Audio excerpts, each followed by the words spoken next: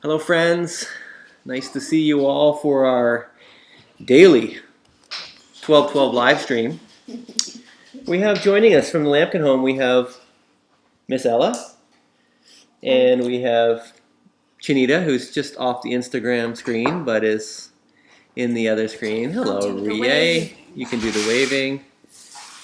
Hello, Laura. Nice to see you all today. And then over here we have Jolie, who's busy making. What are you making, Jolie? I'm trying to make a salad dressing. It's just vinegar and oil. Nasty. I put a garlic thing in there. Any other ideas, please shoot them to me. I'd like to make homemade salad dressing, but a little bit more exciting.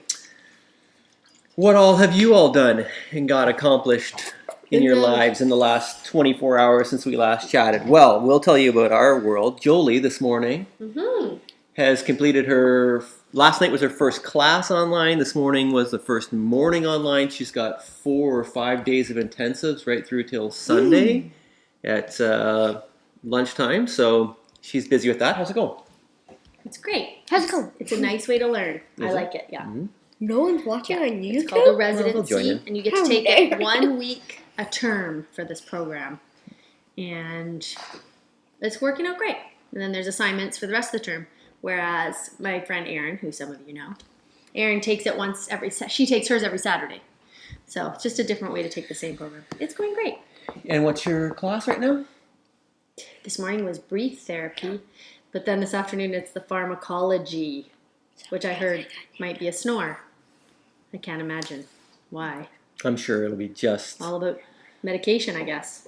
great. You don't get any little buttons over there to press. Sorry. Yeah, I totally got And it. Ella this morning, if for those of you that know Kahoot, Ella this morning made her very own Kahoot game. I am working on another one, but I have to do math. And what's the Kahoot is like, like where people can go on with their phones or whatever, and then questions asked, and it's like the speed game, a competition. You get the 7 questions. Whoever answers it first wins the points, and then at the end, all your points are totaled. So Ella's 7 questions were on what? What were you making it on?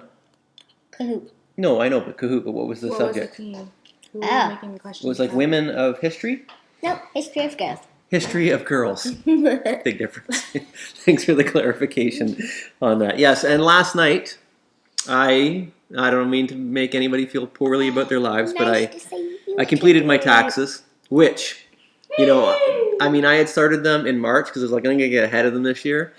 But then when they delayed it and said you could, procrastination, and you're just like, next thing you know, a month goes by. No, I want to do it. But April 30th is the old deadline, so I have completed it by the old deadline. But the new deadline, I don't know, what time is it in May or something like that. Anyway, I hope you all have gotten your taxes or getting your taxes taken care of. There's just not a lot of energy or goodwill toward these things right now, is there? But It's hard to be motivated. it is hard to be motivated, but you have to do it anyway. So anyway, I hope you're all well over there today. We're doing well over here. All right. The scripture for today is We're really gathered round. as the kids take their. Oh, they're gone. Okay. Why is that? I wonder. We should talk about that, but that's fine. So the scripture today is Psalm 23. Joel, you want to sit? Okay. The very familiar to many of you that have been around the church, and even not, you're probably familiar with this psalm. It was actually the psalm that we began our online Sunday journeys with. Sure, yeah. Began our online Sunday journeys with. That's where we all started. But it is assigned for us today for our reading, and so I thought, why not go there? These words are very good and very, very comforting. So I'm going to read Psalm 23 for us, and then I'll make a couple of comments of things that were standing out to me from this very familiar Psalm of King David. It says this: "The Lord is my shepherd, I shall not be in want. He makes me lie down in green pastures.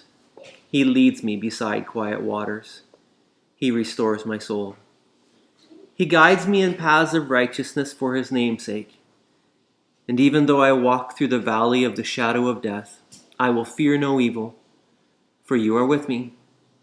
Your rod and your staff, they comfort me. You prepare a table before me in the presence of my enemies. You anoint my head with oil. My cup overflows. Surely goodness and love will follow me all the days of my life, and I will dwell in the house of the Lord forever.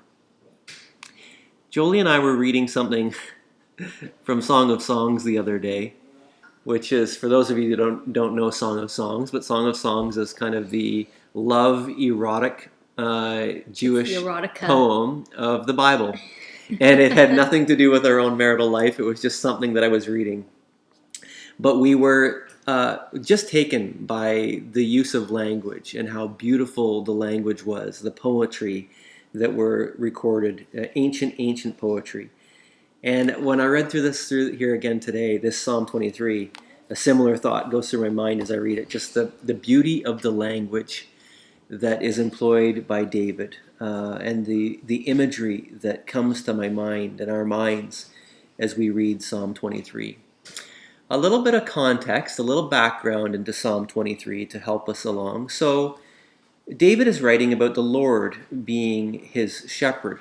But the reality is that throughout the Old Testament, shepherds is another way of referring to leaders. Many leaders, kings and priests and others, throughout the Scripture are referred to using this term shepherds.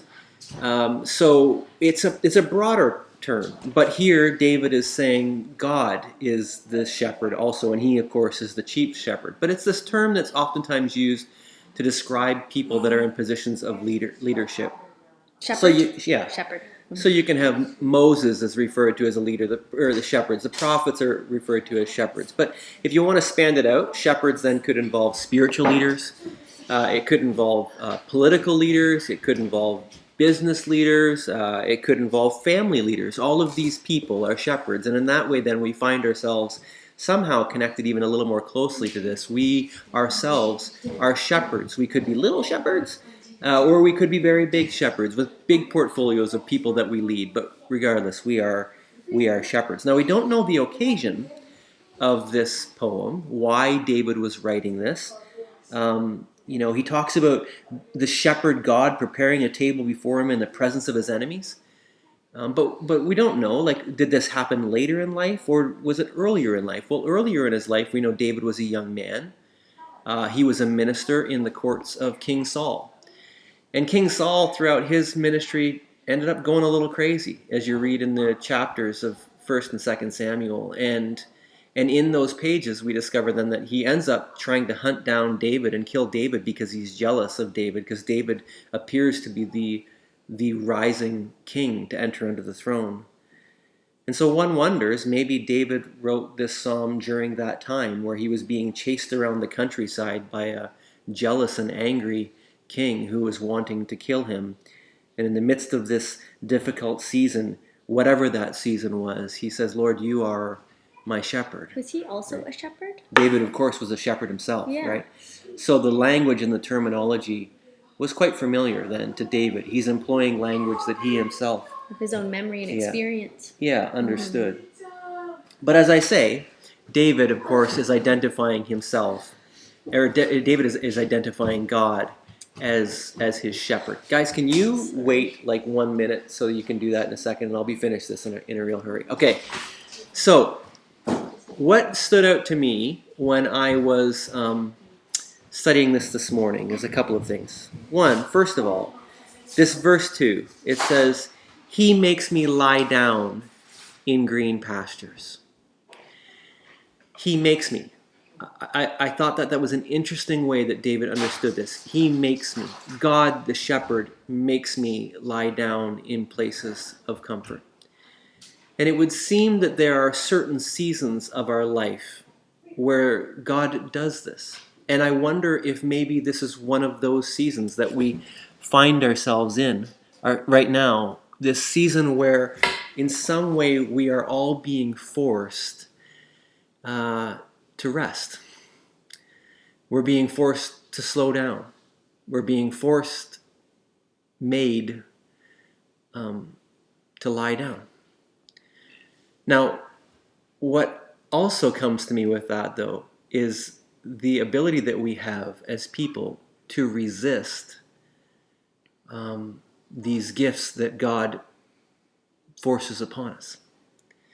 Those of you that have dogs, I remember my own dog, And I see Laura's in on this. Laura, we saw your little dog last night, or you went for a dog last night. And I remember my own dog when I was a boy, Molly. Molly was a cockapoo. And I remember very vividly, sometimes trying to push Molly's back down so that she would lie down. And her little paws would resist it, and she would kind of slowly, until finally she went out, right? You know this. You've seen this before. Lie down, Molly. Lie down, lie down. Our dog wasn't overly well trained. Some people just speak the word and the dog lies down. That was not our dog, although she was not rambunctious. But we had to force her down sometimes. And we resist this lying down. You know that imagery that comes to our mind. And I think sometimes God, in these seasons like this, He's saying, I want you to lie down. I'm giving you a gift. I want you to slow down. And we're like, resist. And how do we resist? Well, if you're like me, you find yourself kind of scrambling to make up things to do, to fill the void. Even though when I look at my day, and I was just thinking about this today, my day actually has all of a sudden been given tremendous amount of margin, because I used to have to travel places to meetings, or I used to be in meetings and those kind of things. And now those meetings happen over Zoom or whatever. They're much more brief. They tend to be quicker. And I suddenly find myself with extra margin. What do I do with that margin, rather than laying down and saying, I'm just going to rest, because I'm still going to accomplish all the work that I once accomplished? It's like I now need to fill it all up with other things and I'm missing the opportunity to rest. The other day, I took an opportunity. I went out for a walk in the afternoon with the kids. But why am I not doing more of that? Maybe part of that is because of that, resisting. But the Lord is saying, and the psalm is saying, He makes us lie down. So let's take advantage of this season maybe, and join the Lord in resting and laying down, and not resisting that, but taking the opportunities to do that. I had another thought that I was going to share, but maybe that's enough for today. You have a comment you want to make about that, or something else from the psalm?